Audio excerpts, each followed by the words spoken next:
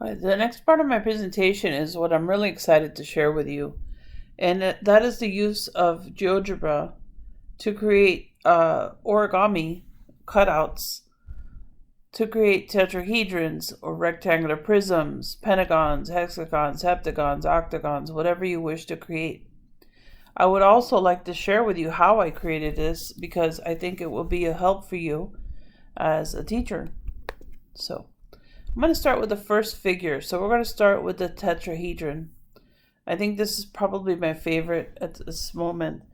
What I love about the tetrahedron, as used here, you can actually demonstrate the various measures of the edges of the equilateral triangles. You can also verify the angle measures of the equilateral triangle. As you can see here, I'm moving the 60 around for this particular angle. So with a compass straight edge, simple paper pencil, they can actually create the origami cutout of an equilateral triangle. And while they're practicing the measures, if you use colorful paper or give them some way to color it in, it'll be fun for them as well. If you notice also, I hid the tetrahedron, but I'll bring it back and then show you what it looks like.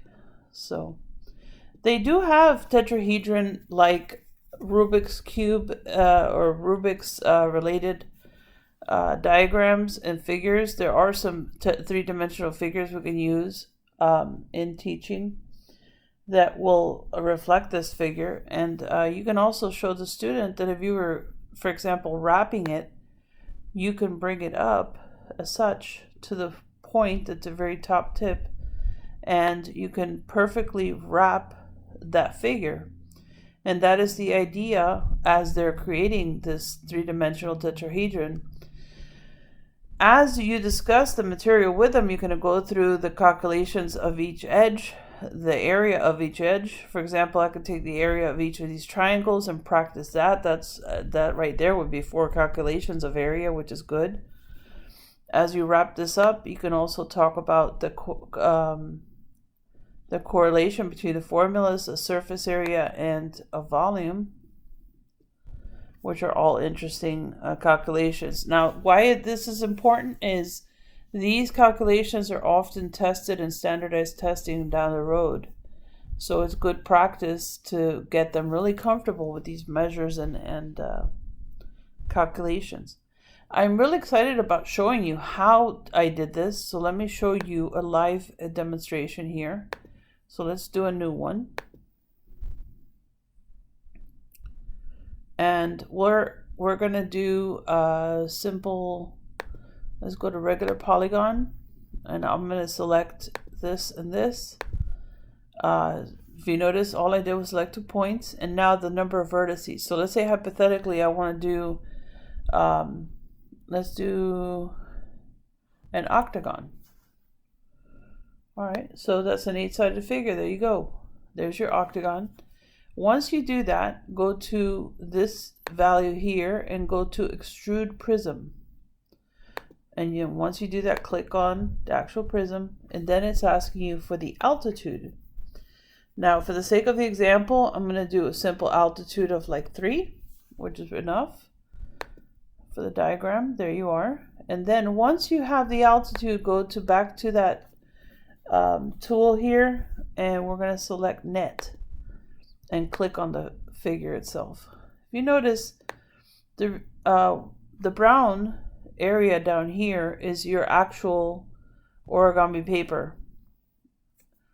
If I take the prism and I make it disappear, that's what the students are going to end up cutting out on the paper. Notice that there's the bottom down here and there's the top up here. And so they're going to have to not only make the octagon base, but they're also going to have to make sure that they measure out the top, which is very easily done if they fold it. All right, so if this is the beauty of it, you can now demonstrate why you need to make sure that you have the top attached. What's also interesting here, and one of the elements that I love about this, is the angle measure. Remember, you have to figure out how many degrees we're going to measure in this particular region here as I cut out the paper So right here, you can see that's 45 degrees. So I'm going to move this so you can see it carefully. And all of these cutouts here are going to be 45 degrees, every single one. You also need the interior measures of the angle, which is important because they have to know the formula side minus 2 times 180, which gives you the grand total here. So for example, in this case, that divided by the number of sides, which in this case is 8. That's a wrong point, sorry. Let me clean that up 1 second. Hold on. I clicked on the wrong angle measure. All right, so let's go back to angle measures. And I want to select, let's see here, which is the most clear, this one. So from here, I want angle E. And you see clearly here, angle E is demonstrated. Let me bring it forward. You can see that angle has to be 135. And that means all of these angles have to be 135. And we get that from the formula, side minus 2 times 180. And then that value divided by 8 gives us 135. All right, and then also the edges is important. We want to do the edges, so the length or the distance of each edge, they all have to be the same. So if you notice, this one is 3 and 3. If you can't see the 3, I'll move it so you can see it. Right there. And I'll give you another measure. Let's do the edges. I don't want an angle, I want an edge. There you are. And so I caution you not to use decimals. Try to use values that are solid, like 4 or 5. No decimals. Try to stay away from it. Just from experience teaching this, it makes it a little tougher to measure out. I mean, depending on the quality of student you have, how much detail you want to put into it. Now, what's another interesting area aspect here is the area. We could talk about the area of this particular segment or this one. If you notice, I'm clicking on all of the sides. Okay, so each of these should have the same area because they have the same edges, and you can discuss that as a point of discussion. If I want the area of the top of the octagon, there you are, which should match the bottom of the octagon. There you go. And so you can discuss this with them. I can click it twice. I want to be able to see it a little better. Let me see if I can move this one just a tad. But lots of ideas, lots of ways you can use these this tool in terms of having kids explore and understand how to use the paper, creation of origami paper and construction. So let me show you my pentagon. Let me go to open.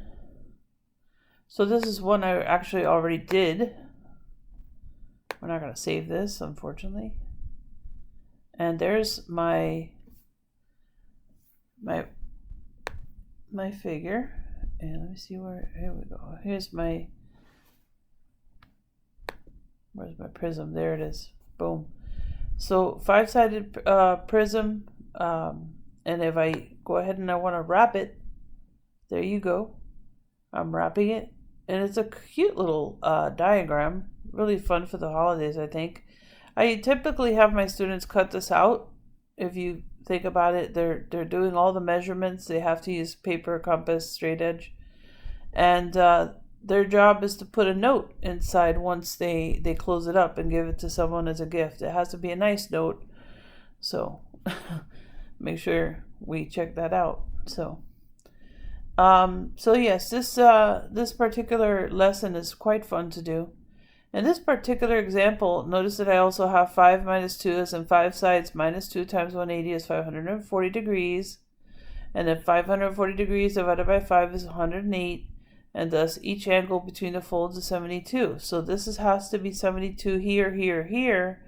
And inside of here, let me erase the prism for a minute. You'll notice that all of these angles are 108. Okay? You also do the sides, the edges once again.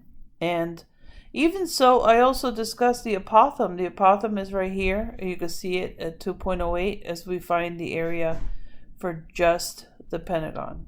So you can have fun with this and learn quite a bit. Have the kids explore and just have fun with it. So let me see here. Yeah. So area here, 15.78. Close enough. Must be a rounding issue. But yeah, area of the Pentagon. These are the Pentagons themselves. Fun activity for the holidays. Like I said, I have them cut this out, and the net is like your origami paper, and demonstrated. You can actually fold it, like I said, and I always tell them, put a note inside of it. It's pretty paper, pretty diagram. Give it to somebody as a gift. Why not? You can also talk about surface area, which is 5 sides times length times width plus width times height, which in our case comes to 121. You can also do the volume, and in this case the volume comes to 114. So have fun with it and have them explore and do all sorts of calculations, and it's a great activity.